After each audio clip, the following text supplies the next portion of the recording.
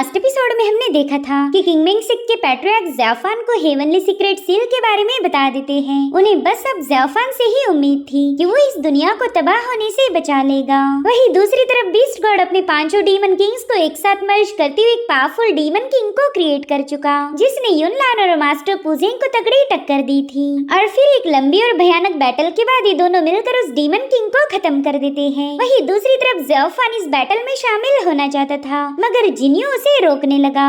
जिन्यू अपने master Feng की मौत का बदला लेने के लिए उसके साथ जबरदस्त फाइट कर रहा था। उसी सीन से होती जहाँ पर जिन्यू ने अपने एक्सट्रीम पावर्स को एक्टिवेट कर दिया था। वो ज़ेफान पर बड़ी भयानक स्लैशेस रिलीज करते हुए कह रहा था कि मैं तुम्हें जिंदा नहीं छोड़ूंगा। वहीं पर ज़ेफान उतनी ही तेजी के साथ उसके हर एक अटैक को डॉज करते हुए सीधा जिन्यू की तरफ आगे बढ़ने लगा। वो जिन्यू पर अटैक करते हुए उससे कहता है कि मैं तुम्हें आखिरी बार बोल रहा हूँ, मेरे रास्ते से हट जाओ। मैं तुम्हें खत्म करना नहीं चाहता, इसलिए प्लीज मुझे मजबूर मत करो। मगर जिन्यू कहा ही उसकी सुनने वाला था। वो अपनी इल्यूजरी टेक्निक को एक्टिवेट करते हुए मल्टीपल फॉर्म्स को समन कर ज़ेफान पर अटैक करने लगा।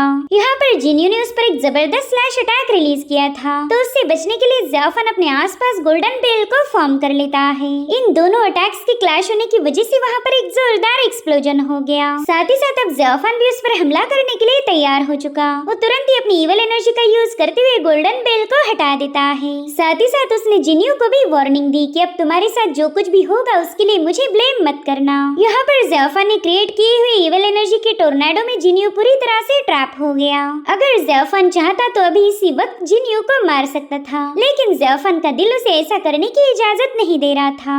और इसी मौके का फायदा उठाते हुए जिन्यू ने अपनी स्पिरिचुअल पावर का यूज करते हुए ज़ेफान की इवल एनर्जी के टोर्नेडो को डिस्ट्रॉय कर दिया। वो अपनी थंडर पावर्स को एक्टिवेट करते हुए ज़ेफान की तरफ आगे बढ़ने लगा। साथ ही साथ उस ज़ेफान को बता रहा था कि मैंने दिन रात मेहनत की है ताकि मैं डीमंस को एलिमिनेट करते हुए राइचस पाथ को प्रोटेक्ट कर पाऊं। यहाँ पर ज़ेफान को पता था कि ये बंदा मुझ पर अटैक करने के लिए आगे बढ़ रहा है, तो उसे थोड़ा सा होल्ड करने के लिए ज़ेफान उस पर ब्लड स्ट्राइक से अटैक करने लगा। मगर जिन्यू उन सारे अटैक्स को डॉज करते जा रहा था। जिन्यू अपने सामने आने वाली हर एक स्ट्राइक को डिस्ट्रॉय करते हुए ज़ेफान से पूछ रहा था कि बताओ तुमने ऐसा क्यों किया? तुम तो सच्चाई का साथ देते थे, फिर तुमने मेरे मास्टर का कत्ल क्यों किया? यहाँ पर जिन्यू की सोच सीधे ज़ेफान के माथे के पास आकर रुक गई थी, क्योंकि ज़ेफान ने उसे ऑलरेडी अपनी इवल एनर्जी से जकड़ लिया है। जिसके बाद वो अपनी ब्लड डिवोरिंग मेस से जिन्यू पर एक जोरदार अटैक करते हुए उसे काफी पीछे पुश कर देता है। ज़ेफान की स्ट्राइक की वजह से जिन्यू बुरी तरह से घायल हो चुका था, मगर वो जैसे तैसे खुद को संभालते हुए दोबारा से उठ जाता है।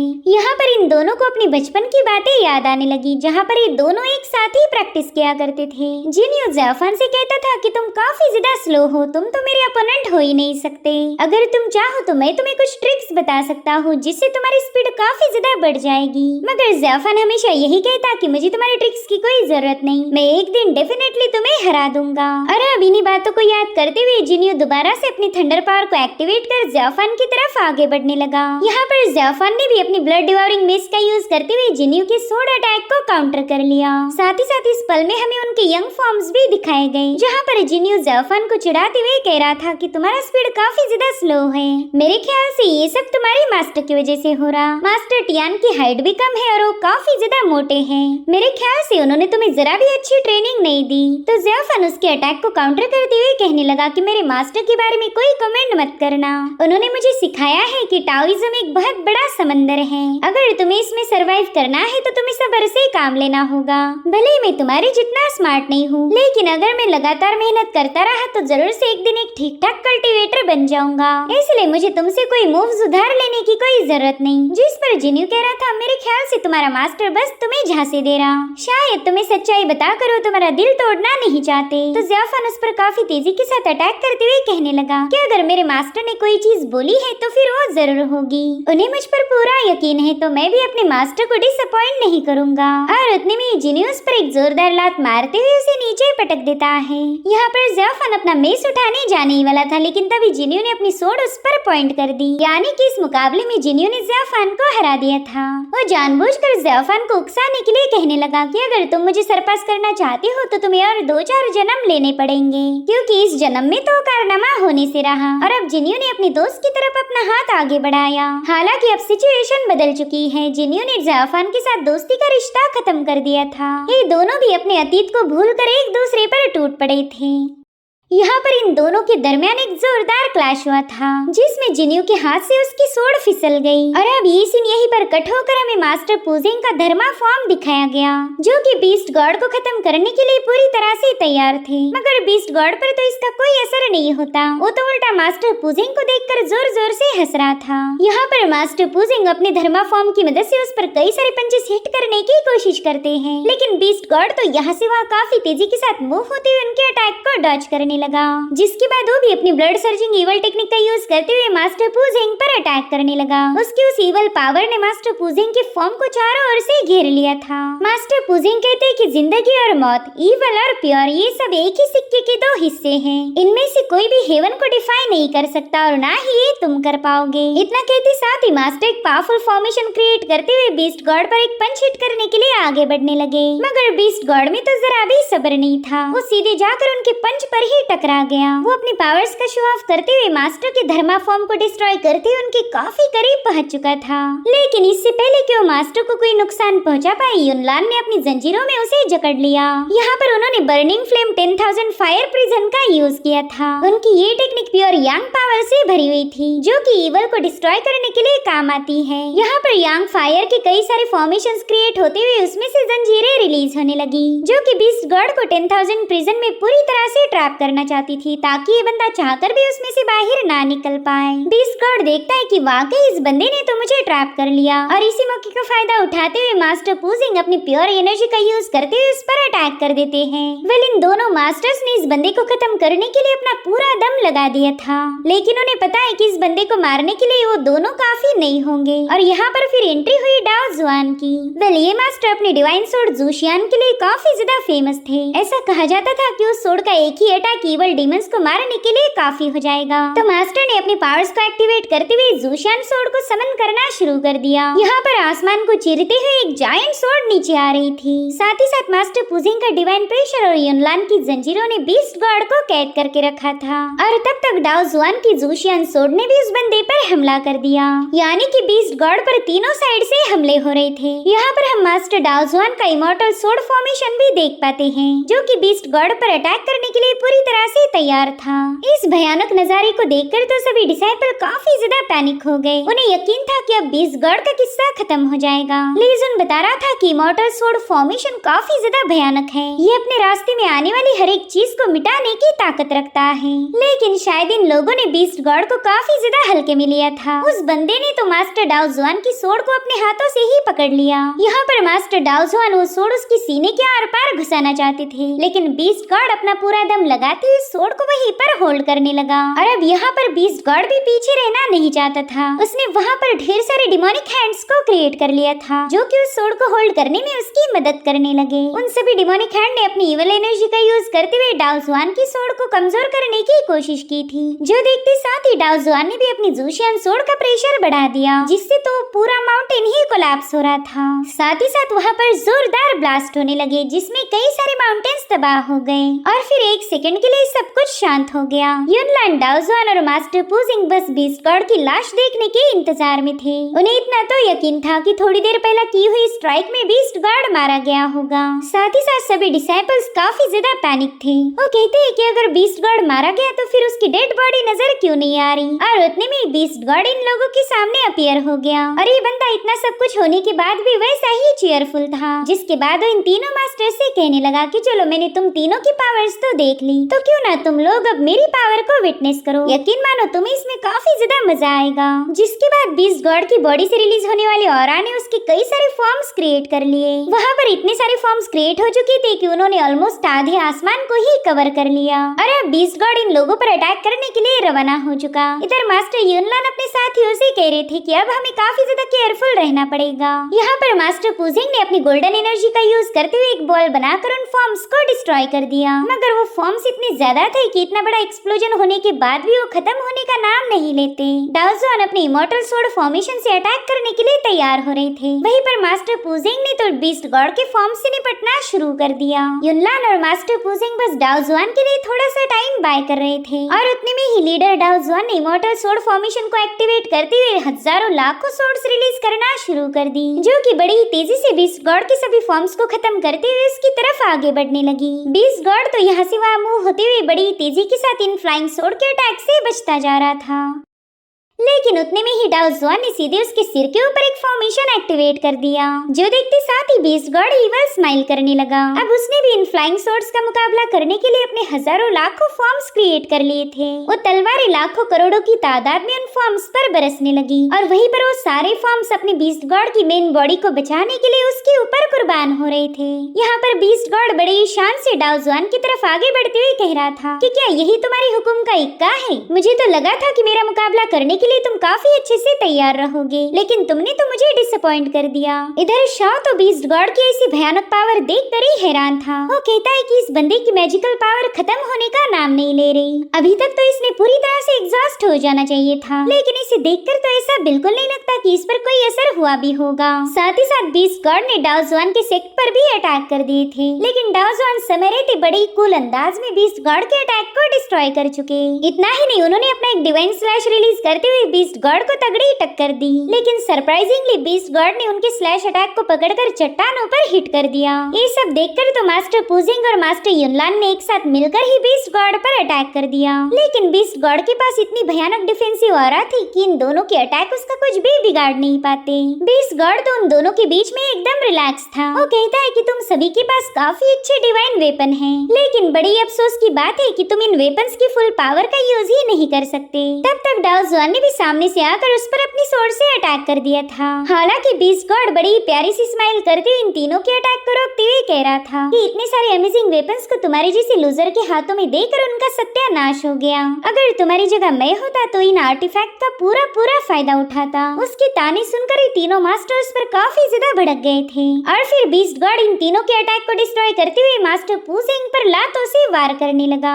अब मास्टर पुजिंग को एक माउंटेन पर पटकने के बाद उसका अगला टारगेट था मास्टर युनलान, जो कि अपनी यांग पावर को एक्टिवेट करते हुए उस पर हमला करने के लिए तैयार था। हालांकि बीस्ट गॉड उस पर भी लाते जड़ते हुए उससे कहने लगा कि तुम तो पावरफुल बनने की काफी अच्छी एक्टिंग कर लेते हो। यहाँ पर उसने युनलान को भी एक ही लात में नीचे पटक दिया था। और अब बाकी बचे डाओ जुआन, जो कि अपनी सोर्ड फॉर्मेशन का यूज करते हुए उस पर सोर्ड एनर्जी रिलीज करने लगे। हालांकि बीस्ट गॉड उस अटैक को डॉज करते हुए सीधा उनके पीछे आ जाता है। यहाँ पर मास्टर डाओ जुआन ने उम्मीद नहीं की थी कि ये बंदा उन पर स्नीक अटैक करेगा और उतने में ही बीस्ट गॉड डाओ जुआन पर हमला करते हुए उन्हें एक चट्टान पर पटक देता है। यहाँ पर वो मास्टर डाओ जुआन पर फाइनल अटैक करने के लिए उनके काफी करीब पहुंच चुका था, लेकिन तभी डाओ जुआन ने अपनी सोर्ड से उसके अटैक को रोक लिया। जो देख बीस्ट गॉड कह रहा था कि वैसे भी तुम मरने वाले हो, तो भला ये बेवजह की स्ट्रगल करने का क्या फायदा। हालांकि मास्टर डाओ जुआन के स्लैश अटैक ने उसे काफी पीछे तक पुश कर दिया। ये देखकर बीस्ट गॉड भी अपनी इविल एनर्जी उनकी तरफ रिलीज कर देता है, लेकिन मास्टर पुजिंग ने बीच में आकर अपनी गोल्डन बेल की मदद से डाओ जुआन को प्रोटेक्ट किया।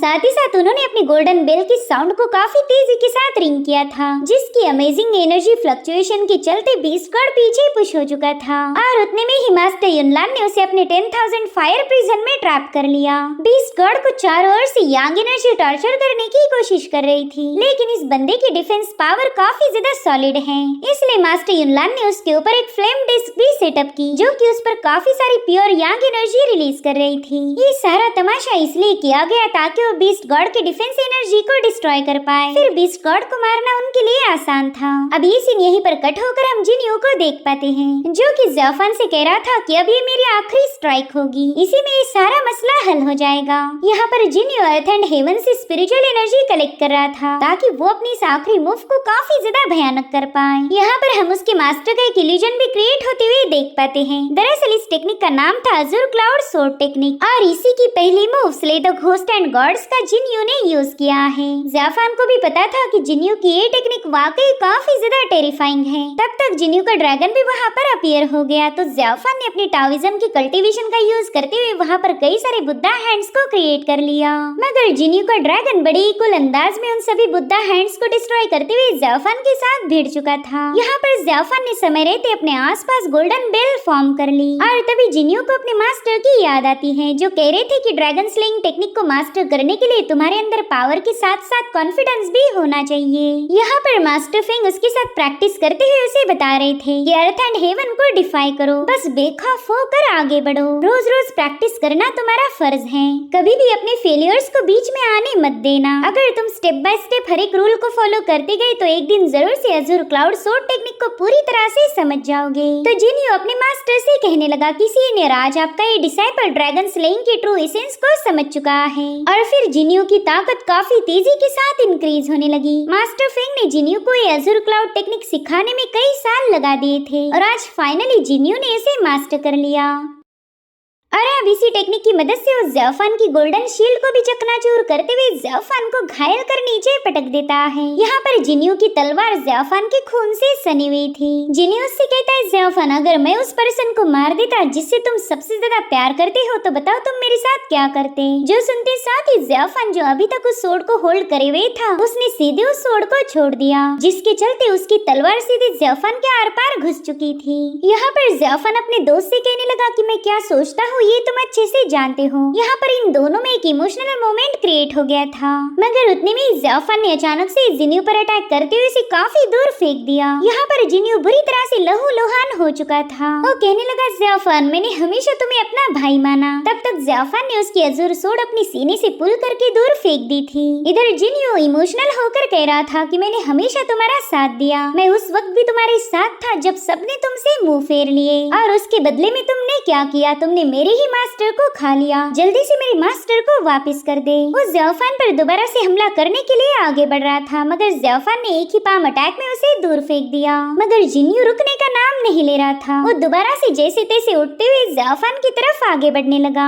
यहाँ पर ज़ेफान भी इमोशनल होकर अपने दोस्त से कह रहा था कि जिनियो प्लीज रुक जाओ, मगर जिनियो दोबारा से उसके साथ भिड़ चुका था। वो उससे रोते हुए कह रहा था कि मेरा भाई मुझे वापस लौटा दे। यहाँ पर ज़ेफान उसे चोक करते हुए नीचे पटक कर उस पर कई सारे पंचेस हिट करने लगा। भले ही यहाँ पर वो जिनियो को पनिश कर रहा हो, लेकिन असली सजा तो वो खुद को दे रहा था। उतने में ही जिनियो से चिल्लाते हुए कहने लगा कि मेरा भाई ज़ेफान मुझे वापस लौटा दे। तो वो हो ही नहीं सकता। ज़ेफान उसकी बात सुनकर अचानक से ही शांत हो गया। उसे उनके बचपन की बातें याद आ रही थी। जिनियो ने ज़ेफान को इसी तरह से चोक किया था और वो उससे कह रहा था कि चल जल्दी से मेरे सामने सबमिट कर, लेकिन ज़ेफान ने हार मानने के लिए मना कर दिया। उसका ये जज्बा देखकर ही जिनियो उसे छोड़ देता है। उससे कहता है, बच्चे तू तो बड़ा ही हिम्मत वाला निकला। जो सुनकर ज़ेफान के चेहरे पर एक स्माइल आ गई। साथ ही जिनियो ने ज़ेफान की तरफ दोस्ती का हाथ आगे बढ़ाया था, जिसे ज़ेफान ने भी पूरे दिल से कबूल कर लिया। जिनियो से कहता है कि भाई आज के बाद तुझे प्रोटेक्ट करना मेरी जिम्मेदारी है।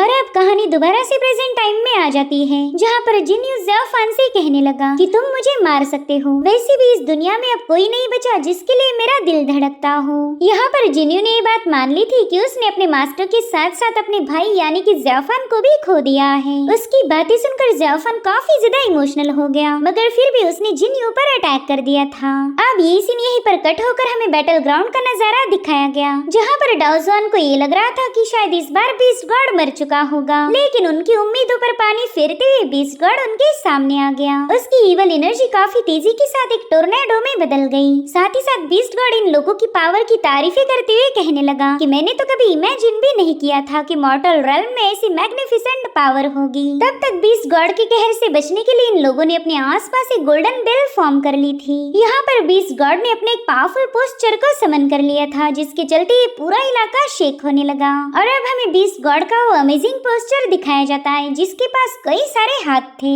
यहाँ पर बीस्ट गॉड की पहली स्ट्राइक को तो मास्टर पूजिंग ने डिस्ट्रॉय कर दिया था, लेकिन अब वो बुरी तरह से घायल हो चुके।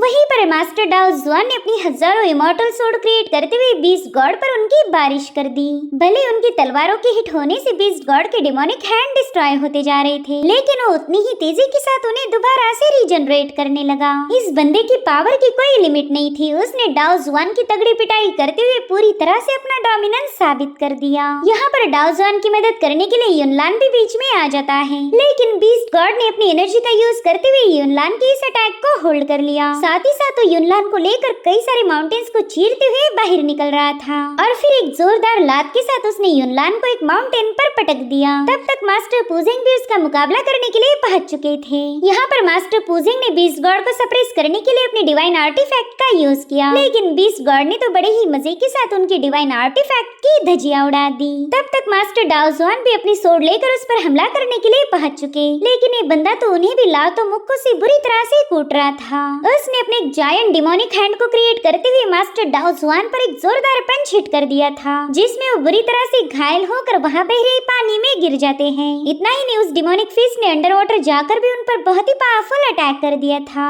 भले ही मास्टर डाओ जुआन ने इस डिमोनिक हैंड को डिस्ट्रॉय कर दिया, लेकिन अब वो बुरी तरह से घायल हो चुके थे। साथ ही साथ राइचस पाथ के सभी डिसाइपल अपने लीडर को लेकर काफी ज्यादा फिक्रमंद हो गए और उनकी यही केयर देखकर बीस्ट गॉड को उन पर गुस्सा आ जाता है।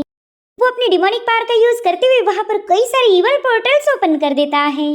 साथ ही साथ वो इन डिसाइपल से कहने लगा कि मेरे ख्याल से तुम अपने मास्टर के लिए काफी ज्यादा परेशान हो, तो क्यों ना मैं तुम सभी को एक साथ ही अंडरवर्ल्ड भेज दूं, वहाँ जाकर अपने मास्टर की खिदमत करना। और अब ब्लड सर्जिंग स्ट्राइक का यूज करते हुए बीस्ट गॉड ने वहाँ पर तबाही मचा दी। जो भी डिसाइपल बीस्ट गॉड के अटैक की चपेट में आए वो बुरी तरह से मारे जा रहे थे। देखते ही देखते उस पानी का रंग खून में बदलने लगा। मास्टर डाओ जुआन के सामने अपने डिसाइपल की हजारों लाशें तैरने लगी और वाकई ये मंजर काफी ज्यादा भयानक था। बीस्ट गॉड इतना करके भी नहीं रुका, वो पूरी तरह से इस ह्यूमन वर्ल्ड का नामो निशान मिटाना चाहता था। वो अपनी ब्लड सर्जिंग स्ट्राइक को बारिश जैसे इन मासूम डिसाइपल पर बरसाने लगा। देखते ही देखते उसने आधे किंगमिंग सेक्ट को बर्बाद कर दिया। यहाँ पर मास्टर डाओ जुआन की बॉडी में जरा भी पावर नहीं बची थी, मगर फिर भी वो अपना हाथ अपनी सोड की तरफ आगे बढ़ाने लगे। वहीं दूसरी तरफ मास्टर पूजिंग अपनी गोल्डन बेल का यूज करते हुए कुछ डिसाइपल्स को प्रोटेक्ट कर रहे थे, मगर अब वो भी पूरी तरह से एग्जॉस्ट हो गए, जिसके चलते बीस्ट गॉड के अटैक ने बचे हुए डिसाइपल पर भी हमला कर दिया।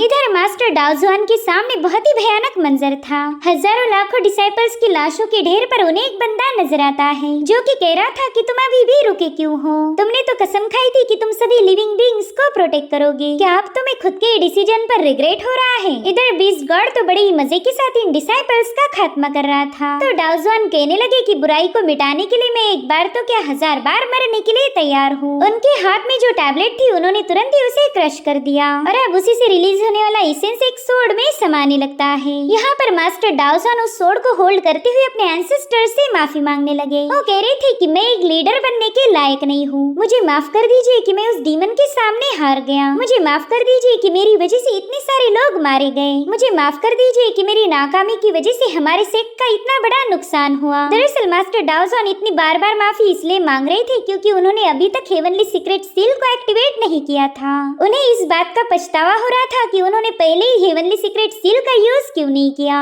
अगर वो ऐसा करते तो शायद कहानी अलग होती। यहाँ पर हम काफी स्ट्रॉन्ग सोड इंटेंट के टोर्नेडो को क्रिएट होता हुआ देख पाते हैं। बीस्ट गॉड तो इस नजारे को स्माइल करते हुए देख रहा था, उसे नहीं पता कि अब डाओ जुआन की अगली मूव क्या होगी। वहीं पर डाओ जुआन अपने एंसेस्टर से कह रहे थे कि अब अगर इस डीमन को मिटाने के लिए मुझे खुद भी मिटना पड़ा तो कोई गम नहीं, मैं हर एक कॉन्सिक्वेंसेस को झेलने के लिए तैयार हूँ। और अब उन्होंने हेवनली सीक्रेट सील को ब्रेक कर दिया। उनके ऐसा करते साथ ही वहाँ पर सोड इंटेंट से बना हुआ एक फॉर्मेशन क्रिएट हो चुका था। उस फॉर्मेशन को देखकर मास्टर टियान समझ गए थे कि वो वक्त आ चुका है जब हम हेवनली सील को अनलिश करेंगे। वेल, इस हेवनली सीक्रेट सील का सभी पिक मास्टर्स के पास कंट्रोल था, तो मास्टर टियान ने तुरंत ही अपनी पावर्स का यूज करते हुए अपनी साइड का सील हटा दिया, जिससे वहाँ पर बहुत ही भयानक एनर्जी फ्लो हो रही थी। और अब देखते ही देखते सभी मास्टर्स ने मिलकर अपने अपने पिक पर का सील अनलिश कर दिया। उनके ऐसा करते साथ ही वहाँ पर बहुत ही खतरनाक डिवाइन पावर रिलीज होने लगी थी, एक ऐसी एनर्जी जो कि हेवन तक को भी शेक करके रख दे। मगर बीस्ट गॉड तो बस आराम से मजे ले रहा था।